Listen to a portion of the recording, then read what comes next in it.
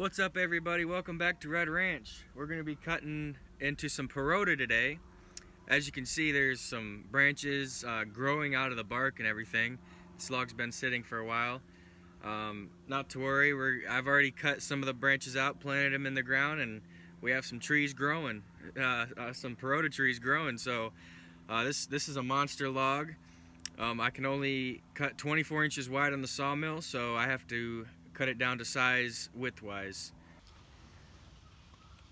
Now the crutch section right here is roughly 3.5 feet wide from branch to branch. Let's see if I can get in between all those.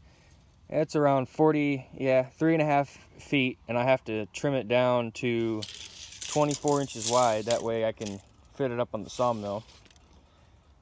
And it's so full of water still that the tractor can't lift it up on its own the way it sits. So hopefully when I trim it down a little bit, it'll cut some weight so we can actually lift this pig up there. Typically I would put it on the mill first and then cut it to size on the mill, but this one's going to be a little bit of a trickier challenge. Now I'm going to try to save as much length as I can. I'm just going to try to trim off each side, but overall length is 6.5 feet, and down here it's around 19.5 wide and 24 inches tall. It's going to get some really nice boards out of that. All right, let's get to trimming.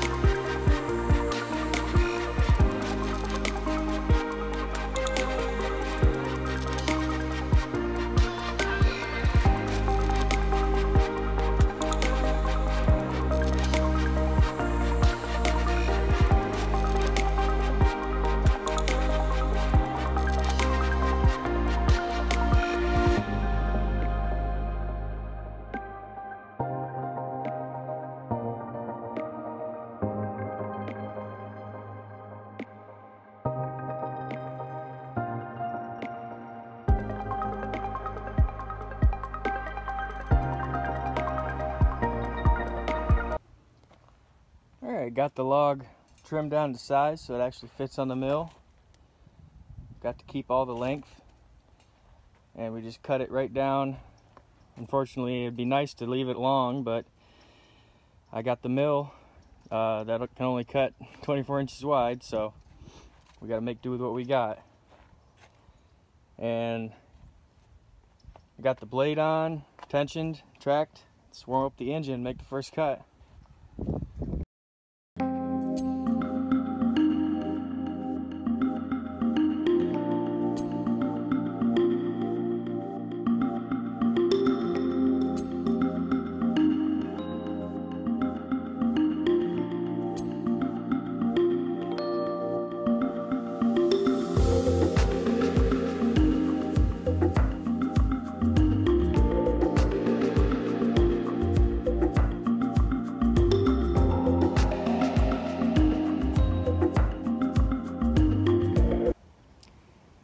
Wow, guys, look at the amazing, beautiful figuring of this tree.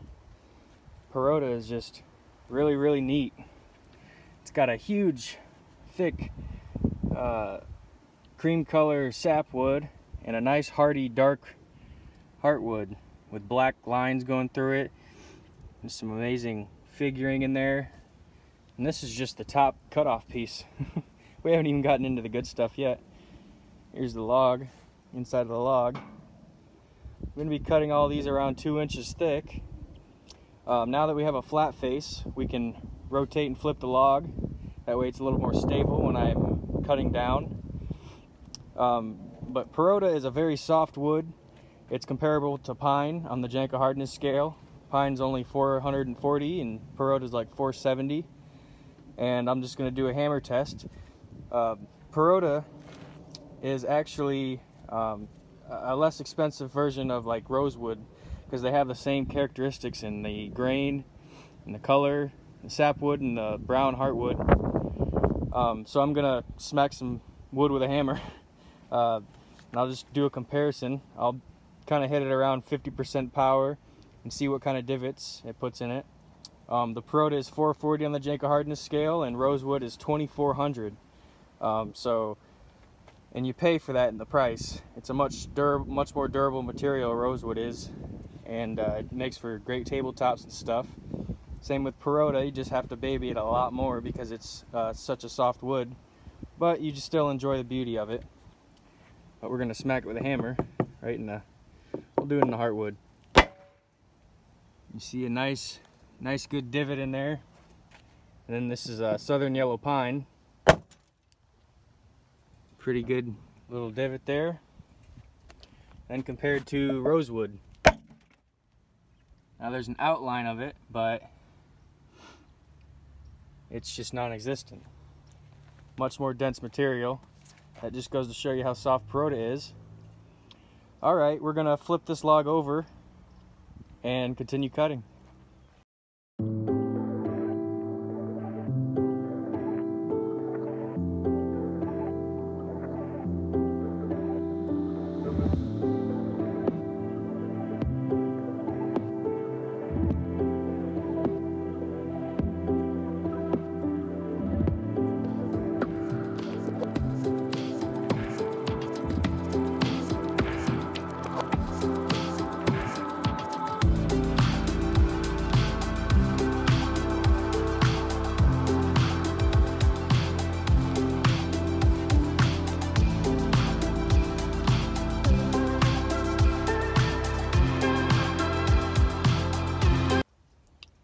So the problem I'm having with the Parota, and I've had it before, is you can see how fibrous the grain is. I mean, it almost looks like hair. And instead of the blade cutting, it's just shaving, and it's pulling all these fibers out. And my blade, I just put a fresh blade on it because my blade got caught, jumped off, got pinched behind the band wheel over there and made a huge noise and ruined the blade. This stuff is just a pain in the butt to cut. You just kind of have to keep water squirting on the blade to get those fibers out of the gullet of the blade. That way they don't bind up and have the blade dive up and down on you. And so what I did is I tightened the blade up, and it was a little too tight, and as soon as it hit the wood, I only got about ½ an inch in on a cut, and it started to dive, so it jumped and it bent the blade and everything else. It's just the nature of this type of wood, this species of wood. As you can see, it's not straight. It's not straight cut. See, there's big gaps all the way through.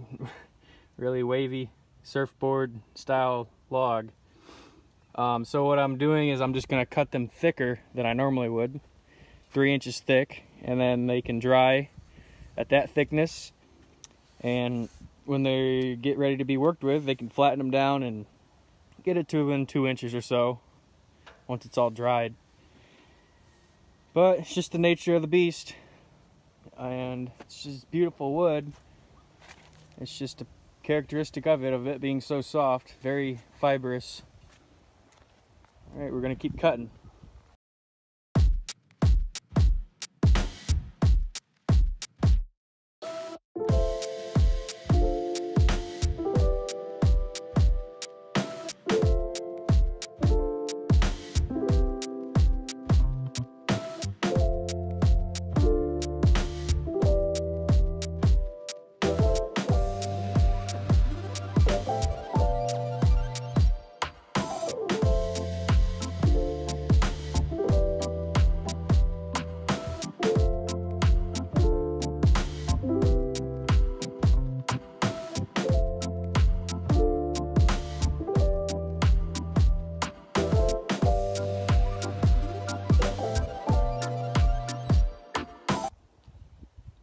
Now typically, like I was saying, I never really cut them this thick.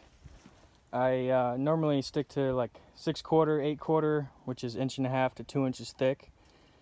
But because this stuff is causing my blade to ride up and down and do all kinds of things, I just decided to go thicker. That way it'll you'll have more meat on there when you go to work with it. But let's get a big water reveal. Check this stuff out. Beautiful. Another beautiful species.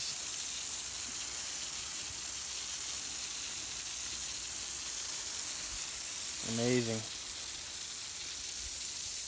And for some reason this stuff likes to sud up.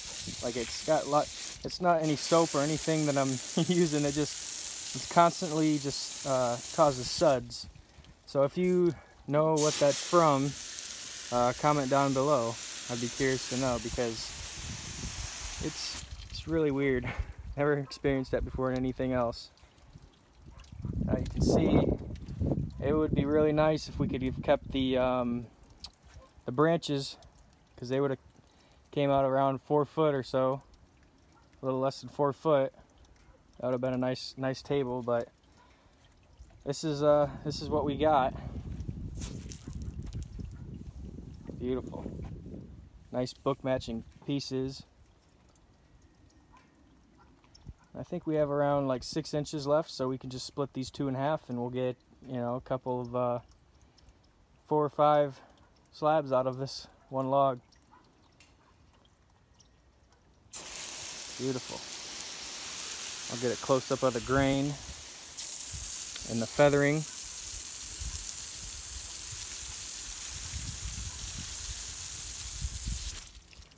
Right here,